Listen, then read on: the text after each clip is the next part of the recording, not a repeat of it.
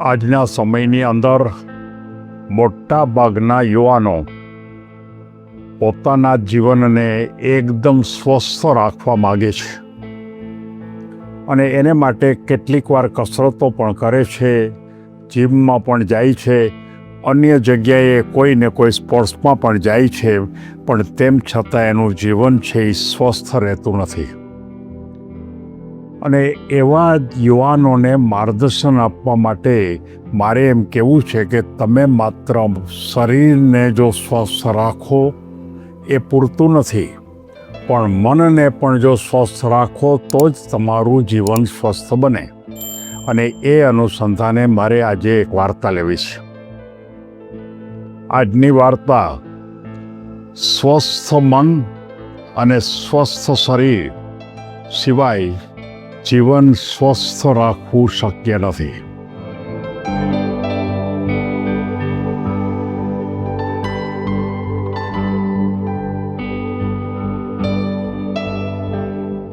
એક કોઈ શહેરની અંદર એક લગભગ 40 કે 45 વર્ષના એક બહુ મોટા ઉદ્યોગપતિ હતા.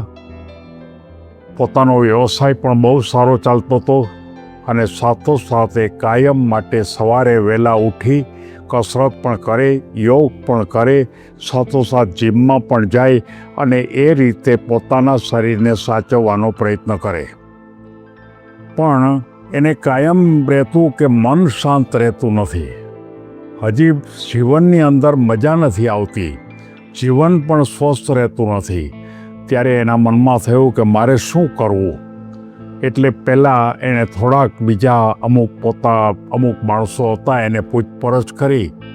ત્યારે બધાએ એમ કીધું કે તારું શરીર જો સારું હોય તો ખરેખર તારું જીવન સારું હોવું જ જોઈએ.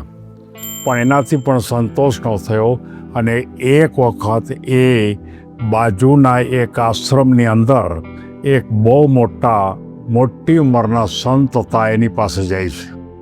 ત્યાં વારંવાર દરરોજ 1 કલાક માટે બધાને ખાસ ચોક્કસ પ્રકારનું જીવન શિક્ષણ વિશે વાતો થતી. દરરોજ જોવાની શરૂઆત કરી, મજા આવી ગઈ એને. એક દિવસ એમણે જઈ અને સંતને કીધું કે મારું શરીર સારું છે, હું વહેલો ઉઠું છું, હું ખોરાક ઉપર પણ ધ્યાન આપું છું અને મારા પોતાના જીમમાં પણ જાઉં છું, પણ જીવનમાં મજા નથી આવતી, તણાવ લાગે છે, તાણ લાગે છે. ત્યારે એ જે સંત હતા એણે એમ કીધું કે તું આવતીકાલે આવજે મારી પાસે. આવતીકાલે આવે છે, એક પ્યાલો મગાવે છે અને એમાં એકદમ સ્વચ્છ પાણી હતું. એ પૂછે છે એમને કે આમાં પાણી કેવું છે? તો કે એકદમ ચોખ્ખું. પછી થોડી ધૂળ એ પ્યાલામાં નાખે છે અને પ્યાલામાં રહેલું પાણી એકદમ ગંદુ થઈ જાય છે. ત્યારે તરત જ ને પૂછે છે કે હવે કેવું પાણી લાગે છે? તો કે હવે તો ગંદુ થઈ ગયું. ત્યારે એણે એમ કીધું કે તારું શરીર ચોક્કસ સારું છે, તું શરીરને સાચવવા માટેના બધા જ પ્રયત્નો તું કરશ, પણ તારે મનને ચોખ્ખું રાખવાનો તું પ્રયત્ન કરતો નથી. મનની અંદર તારા મનમાં ગંદકી છે, ઈર્ષા છે, અદેખાઈ છે, કોઈની ઉપર ગુસ્સો કરશ. હવે આવા પ્રકારનું જો મન હોય તો શરીર ગમે તેટલું સારું હોય તો પણ તને જીવનમાં આનંદ નહીં રહે. તારે જેમ આપણે એમ કહીએ છીએ કે શરીરને સારું કરવા માટે શરીર માટે આપણે ડાયેટિંગ કરવું પડે. ડાયેટિંગનો અર્થ એ થયો કે યોગ્ય ખોરાક લેવો જોઈએ, કસરત કરવી જોઈએ, એ રીતે. પણ માણસોને ખબર નથી કે મનનું પણ ડાયેટિંગ કરવું જોઈએ. અને જો મનનું ડાયેટિંગ તમે જો નહીં કરો તો જીવનમાં તમને આનંદ નહીં રહે. ત્યારે પેલો યુવાન એમ કહે છે મનનું ડાયેટિંગ કરવું એટલે શું? તો કે મનનું ડાયેટિંગ કરવું એટલે એ કે તારા મનમાં ગુસ્સો ન આવવો જોઈએ, તારા મનમાં ઈર્ષા ન આવવી જોઈએ, તારા મનની અંદર કોઈ કલુષિત લાગણી ન આવવી જોઈએ. એને માટે તારે દરરોજ ખાસ ચોક્કસ પ્રકારના પુસ્તકો વાંચવા જોઈએ. જેમ અહીંયા તું પ્રવચન સાંભળવા આવશ એમ તારે વધારે પ્રવચનો સાંભળવા જોઈએ અને સાથોસાથ તારે કેટલાક ઉત્તમ પ્રકારના જે વાંચન છે એ વાંચનનો પણ તારે સહારો લેવો જોઈએ. અને રોજ સવારે વહેલા ઉઠીને સારા વિચારો કરવા જોઈએ.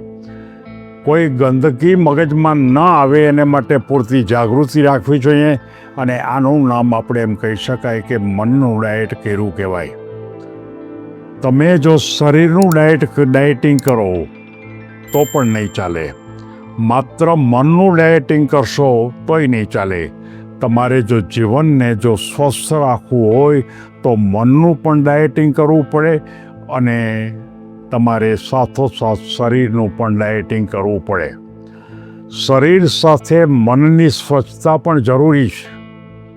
નકારાત્મક વિચારો મનને થકવી નાખે છે અને સારા પુસ્તકો અને સારા માણસોનો સંસર્ગ એ આપણા મનને ચોખ્ખું કરવાનો પ્રયત્ન કરે છે.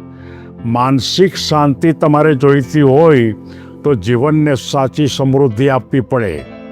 મનમાં આપણે જો શું ભરીએ તો જીવનને બહુ આનંદ પડે. ત્યારે પેલો યુવાન એમ કહે છે કે હવે મને ખબર પડી કે મનમાં સારા વિચારો ભરવા જોઈએ. મનની અંદર કલુષિત વિચારોને બહાર કાઢવા પડે, નકારાત્મક વિચારો બહાર કાઢવા પડે. અને હવે હું શરીરને જેમ સારું રાખવાનો પ્રયત્ન કરું છું એમ આવતીકાલથી હું મનને પણ ચોખ્ખું રાખવાનો પ્રયત્ન કરીશ.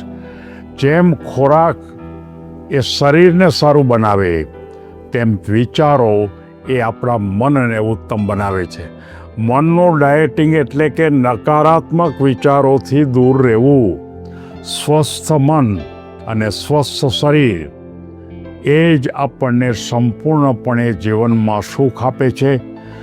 જો યુવાનોએ તમારે પોતાને જો એકદમ સારું સુખ જોઈતું હોય તો શરીરને પણ સારું રાખો અને મનને પણ સારું રાખશો તો જીવનમાં તમે ખૂબ સ્વસ્થ સારું રહી શકશો. સૌને ધન્યવાદ.